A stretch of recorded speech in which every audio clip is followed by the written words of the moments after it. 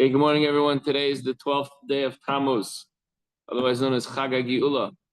Frierdiker Rebbe, it's also the Frierdiker Rebbe's birthday.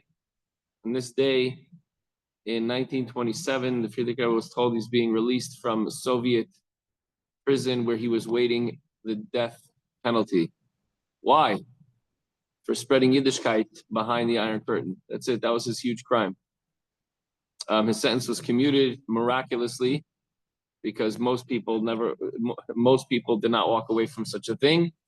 And he was freed the following day, which is Yud Gimel, tonight and tomorrow. So these 2 days are celebrated as Chag HaGeula, a yontif in Chabad Lubavitch Chassidus. Okay, continuing in chapter 3. Negaras HaTshuva, we're in the Chayina, page 71. In today's lesson, we're still talking about fasting as we do tshuva. The Alter Rebbe points out something very interesting, that today, because it's very hard for us to fast compared to in previous generations where they were much stronger, they were able to fast many fasts. So he discourages fasting if we're not able to handle it. Now, in today's lesson, although fasting for atonement, and by the way, what was the purpose of fasting? He says also to bring like a korban to Hashem. We're giving of ourselves. We're holding ourselves back from indulging, and it's a nachas ruach, much more so than an atonement. However, if an atonement is warranted and needed, okay, there is discussion about fasting, and although it's discouraged, as we discussed yesterday, a soulful person desiring an advanced tshuva should, at least in the course of his lifetime, complete one round of fast per grave sin with a precise method, and the other 2 rounds of fasts should be completed with half-day fasts. Kol bal nefesh echafetz kirvas Hashem l'saken nafshe lahashiva Hashem b'shuva me'ula min hamuvchar yachmir al atzmai. Okay, so we said that in past generations they were able to fast, and this generation it's discouraged because we're just, if you even the days that we have to fast, people are, it's tough. By the end of the day, you get cranky and you start getting a headache, and we're not able to endure too many of these fasts a year. Nevertheless, and what did we say at the end? That we should substitute the fast by giving extra tzedakah if we have to fast for a particular sin.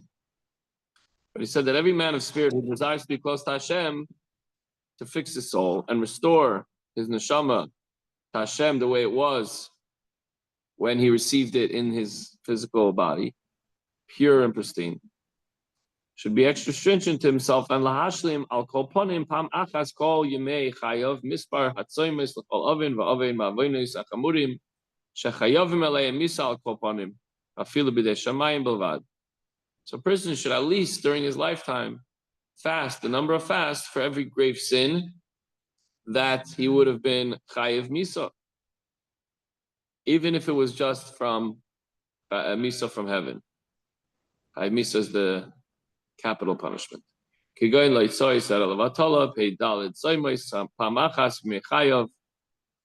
example, wasteful emission, he should undergo the series of 84 fasts once in his lifetime. The person could wait until the winter when it's short days.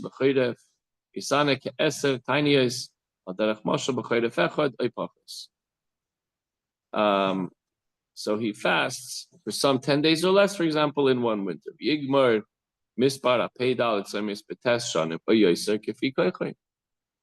And a person can complete the series of 84 in 9 or more years according to his stamina. So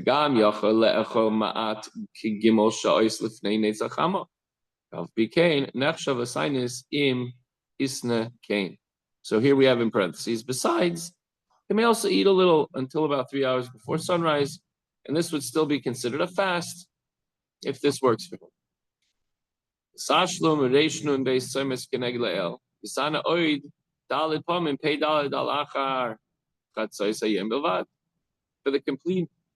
For the completion of the above mentioned, this was on Sunday, 252 fasts.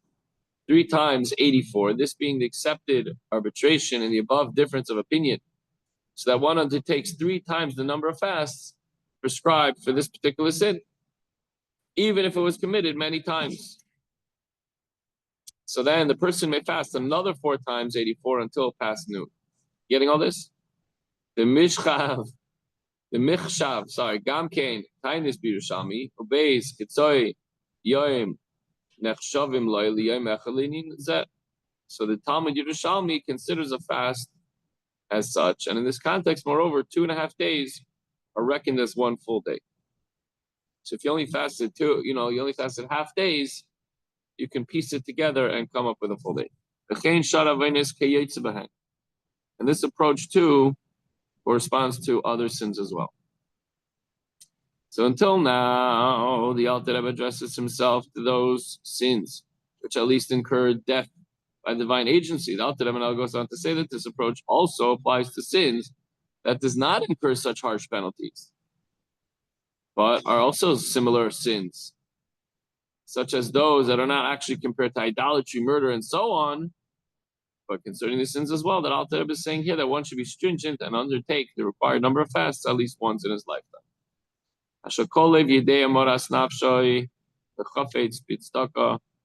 Each heart knows its own anguish and desires its vindication. This vindication is enhanced by fasting. We mentioned again, don't forget, yesterday we said, and we're going to talk about this again, that if we can't fast, we shouldn't fast.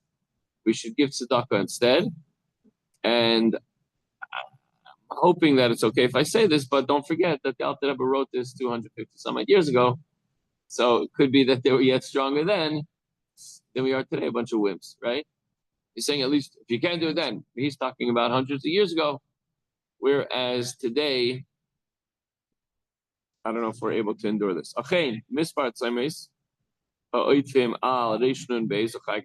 However, there's still remaining the fast in excess of, for example, 252, meaning whatever number exceeds 3 times the particular prescribed number of fasts for any sin.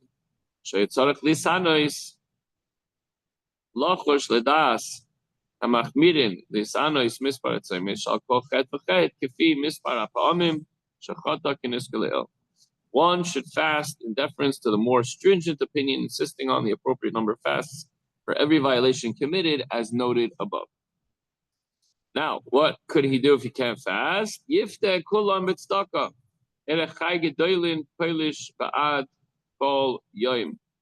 He can't do all these fasts. So he redeems them all by tzedakah, charity, to the value of 18 gedolim polish for each fast day. Someone looked that up. I don't know how much that corresponds to today, but so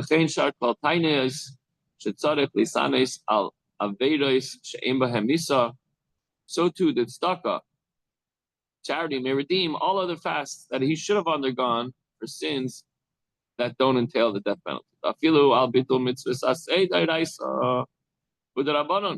And even, as we mentioned, it's a big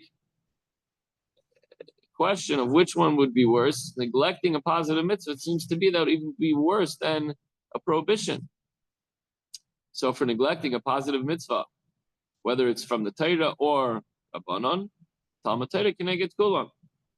And neglecting the study of Torah would be equivalent to them all. Talmud Torah keneged kulam, so it would be the biggest offense. According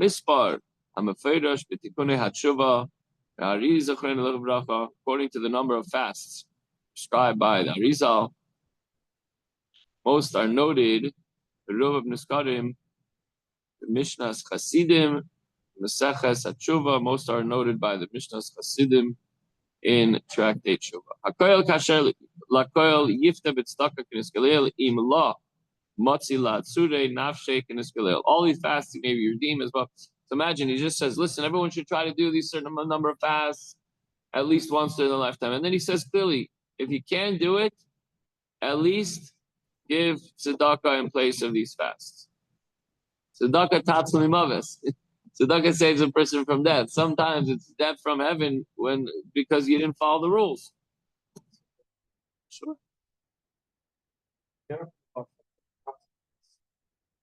It's also the derech of the Alter Rebbe, but he's saying we're supposed to, and we should have. But if you can't, you give tzedakah. He keeps on showing the way out that we give tzedakah. But if we do, clearly he was saying, I don't know if you missed it, but he said something very, very interesting. He says that we're not fasting for tshuva anymore. What we're doing is we do tshuva. Hashem forgives us. But then what they do in the Beis Hamikdash is they would bring a carbon oila to sort of bring a reich nichayach Hashem, to give Hashem like nachas, to sort of like give a gift, like thank you for forgiving me, and I want to become closer to Hashem. Today we don't have karbanos, so instead of bringing a carbon, we would fast. So it's not really for the atonement purposes; it's more the endearing, sort of a parting gift as I complete my tshuva process. I don't know, but he definitely puts a lot of thought and instruction into it. So I could imagine. Listen, I can't even tell you if the Rebbe fasts, but I know that people say the Rebbe slept extremely little, like sometimes 2-3 hours a night, if that. Meeting people all night, learning. When did he have time to learn? But he always was constantly learning, despite the tremendous amount of responsibilities that he had. Eating, I don't think the Rebbe ate very much. I think he fasted the days that he went to the oil to go see the Frierdiker, by the Frierdiker Rebbe, which was very often. And those days, he would come back like mincha time or late. So it wasn't like, when we go to the oil, we fast. Those days we fast until we go. We come out of the oil, then we'll eat the cookie, the famous cookies there, or whatever. So people that go often are fasting. If you go at night and you start in the morning and you say, I'm going to the oil today, fasting. So that was at least those days, but it could be even, I'm guessing a lot more often, but I can't verify that. So I would just assume yes, but not, again, not because the Rebbe is listing off all his chatayim, and there's, that's a delicate subject. I don't know how to reconcile that. It's not for sins, but maybe on behalf of Klal Yisrael as well, and that's what tzaddikim and righteous people would do. They would fast because it's and if they ate, it was eating l'shem shemayim too, because Hashem wants us to be healthy. So they would fast l'shem shemayim. They eat l'shem shemayim. There's a famous story of the Alter Rebbe that they were so excited that the Alter Rebbe was in town, or it was a special day. Again, I don't remember the details, but they all wanted to contribute in cooking the food for the Alter Rebbe. So, okay, there's a chef. You can't just exactly go in the kitchen and start cooking. The chef is taking care of whatever. There was one big stove, and he would put, people were all like, who's going to make the food for the Alter Rebbe? He would travel around a lot and raise money for Eretz Yisrael. So I figured if we put a little salt in, then it'll be like we're participating in the cooking of the soup. Unfortunately, too many people decided to throw the salt in the pot. The soup was inedible. People were trying to eat it. You couldn't eat it. There's something, a lot of salt sometimes you can handle, but when it's too much, it's just like, you can't. Alter Rebbe calmly ate the soup. I was watching, like, how are you eating that? We can't even put it in our mouths. It looked like, what's going on? Why is everyone like, he was wondering why anyone had any, why they were reacting as such. Just simply, there are a lot of stories like that where the Alter Rebbe just, when it came to Gashmias, he didn't have the relationship with it the way we have a relationship with Gashmias. So it's very interesting. There was a story where, again, in his travels, he was staying at an inn, and somebody inadvertently turned the light on Shabbos. There's no light switch, but somebody turned the flame up or something like that in the little lantern, or brought it in on Shabbos. Oh, forgot, let's just say it's like a light switch that was turned on. Alter Rebbe walked in and bumped into the bed or the stool that was there. You don't see it? No, the light wasn't supposed to be on Shabbos. It wasn't turned on. It wasn't the proper thing. And to him, it was still darkness. A lot of stories like that. Interesting. So now, when he talks about giving tzedakah in place of the fast, the law mikre bizbuz of Chai Gavna me'achar she'oise befus nafshe b'tainus b'sigufim. The kind of giving cannot be termed extravagant distribution, since he does it to redeem himself from fasting and affliction. He's not talking about, oh, look, I'm giving charity, I'm making a big donation. No. Keep your mouth shut. Just give the tzedakah. That's in place of a fast. Lagra merifuas hagof v'shar tzedakah. And this is no less necessary than healing his body or other needs, in which one does not restrict one's spending to a fifth of his means. So you can't start using your meiser and your chaimish and your money that you put aside for tzedakah. No, this is totally separate. If suddenly you, God forbid, had some medical emergency that the insurance didn't cover, would you say, "Well, I don't know if I'm going to spend the money on this"? God forbid somebody had an emergency, life and death situation. They're going to go and fix it. They're going to run to the doctor, and the doctor's going to say, "Listen, this procedure is out of the insurance. It's not going to do whatever it takes. I'll borrow money. I'll get my friends and family involved. Whatever we'll cover it. I'll borrow against the house. Whatever I have to do." Not that I was saying that's what we have to do here. When it comes to these fasts, we have to pay it up, and it shouldn't come out of our normal giving. Well, the fish and mispar at same ways. Amaskarim, the tikkun tshuva aniskalael rabu ma'oid b'ma'oid ma'oid. Since the number of fasts enumerated in the above mentioned tshuva of the Arizal is exceedingly great. Lachein noagu achshav kol hacharedim lidvar Hashem laharbais ma'oid ma'oid b'tzedakah. So all those who revere the word of Hashem are now accustomed to being unstingingly generous with tzedakah. Let's use that tonight in the dinner, which is given in place of fasting. Machmas chelishus hador lo motzui sarufe nafsham kulei hai. Because of the fact that people don't have the stamina, and that prevents them from fasting the appropriate number. So instead, they should give tzedakah open-handed and without reservation. Mission is bar makim acher al pasuk chazdi Hashem ki lo samnu. A comment is made elsewhere on the subject. In other words, the kindness of Hashem, for they are not concluded. Lamentations. The last three words in Hebrew are translated here as "for they are not concluded," may also be interpreted as "for we are not perfect." Chazdi Hashem ki lo samnu. Kindness of Hashem, thank you Hashem, because we are not perfect. The Alter explains that since we are not perfect, burdened as we are by sins that plead for rectification, we are in need of Hashem's infinite kindness and tzedakah. So we beg Hashem to forgive us. We're not perfect, please. Actually, I was thinking before, I'm going to mention it tonight at the dinner. Tonight's the annual dinner of Chabad of West Orange. I was going to mention that, let me just look it up a second.